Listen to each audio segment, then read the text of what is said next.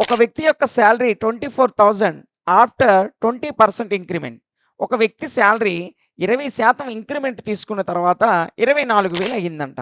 అయితే అతని previous salary ఎంత అన్నాడు. సో, 20% ఇంక్రిమెంట్ వచ్చింది కాబట్టి సాలరీని 100% అనుకుంటే 20% ఇంక్రిమెంట్‌తో కలుపుకొని అది 120 అవుతుంది. అంటే 120% వాడు ఎంత ఇచ్చాడంటే 24,000 ఇచ్చాడు.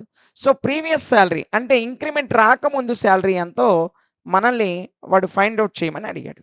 సో, 120% 24,000 అయితే 100% అనేది తగ్గుతుంది. అంటే దీనికన్నా దీని వాల్యూ తగ్గుతుంది. తగ్గేటప్పుడు మనం భిన్నం ఏమేస్తాం? మనం ఫ్రాక్షన్ వచ్చేసి 100/120 అవుతుంది. తగ్గితే భిన్నం తక్కువ బై ఎక్కువ ఏస్తాం. రిమైనింగ్ ఇటువైపు ఉన్న వాల్యూ ఎంతుంది? 24,000 ఉంది. సో, ఇక్కడ 0కి 0 క్యాన్సెల్ చేసాం.